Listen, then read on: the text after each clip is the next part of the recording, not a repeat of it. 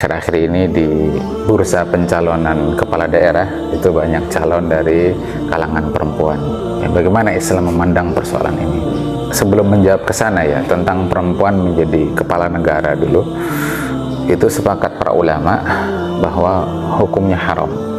Ada satu kitab judulnya Al-Imamatul Uzma Inda Ahli Sunnah wal Jamaah, ya, kepemimpinan tertinggi ya dalam tinjauan ulama Ahlus Sunnah wal Jamaah, menyimpulkan bahwa sepakat ulama Ahlus Sunnah wal Jamaah bahwa seorang perempuan itu haram menjadi kepala negara, dan itu berlaku baik kepala negara Islam ya, dalam sistem pemerintahan Islam maupun sistem pemerintahan yang tidak Islami. Landasan dalilnya adalah Nabi pernah bersabda ketika beliau mengomentari apa yang terjadi di Persia.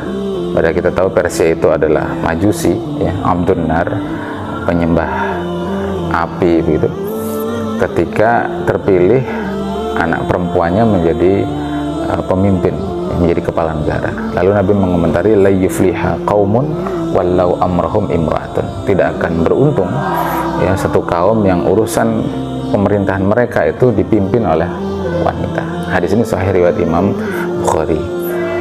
Nah, hanya saja memang terkait perempuan menjadi kepala daerah terjadi perbedaan pendapat. Ya, ada sebagian ulama, dan kita bisa katakan sebagian besar ulama itu mengatakan hukumnya sama dengan perempuan menjadi kepala negara, yakni hukumnya haram.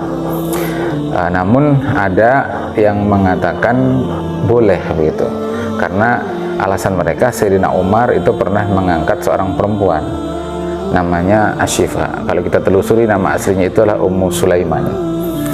Pendapat yang rajih dari dua pendapat ini adalah tidak bolehnya seorang perempuan menjadi kepala daerah, baik level provinsi ya gubernur maupun level kabupaten kota ya bupati maupun wali kota. Ini pendapat yang lebih rajih. Apa alasannya? Yang pertama, ditinjau dari sisi bahwa jabatan kepala daerah ya gubernur maupun wali kota itu adalah jabatan pemerintahan, sebagaimana kepala negara itu juga jabat pemerintahan. Konteks hadis yang kami kutip tadi itu adalah konteks pemerintahan. Maka hadis ini tidak berlaku untuk larangan perempuan menjadi rektor perguruan tinggi, misalkan menjadi kepala sekolah di sebuah sekolah atau madrasah dan seterusnya. Karena memang konteks hadis ini larangannya adalah berkaitan dengan pemerintahan. Memang ada sebuah kaidah usul yang menyatakan al-ibrah bi umumil lafzi la bi khusus sabab, bahwa sebuah pengertian itu diambil dari umumnya lafaz, tidak dari khususnya sebab. Yang benar.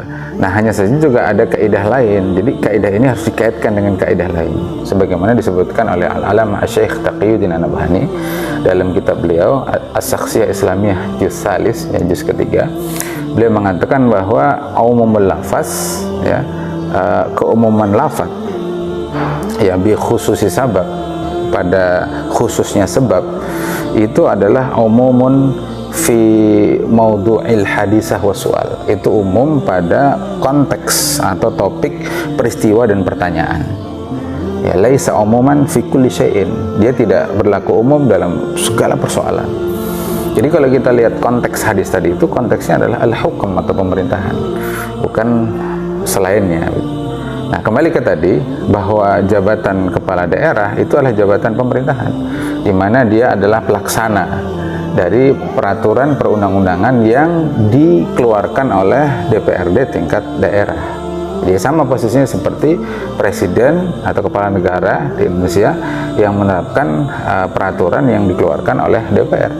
Nah, jadi karena posisinya sama, karena tahqiqul manatnya sama, maka status hukum yang diterapkan pada fakta ini juga sama, yakni bahwa perempuan itu haram menjadi kepala daerah.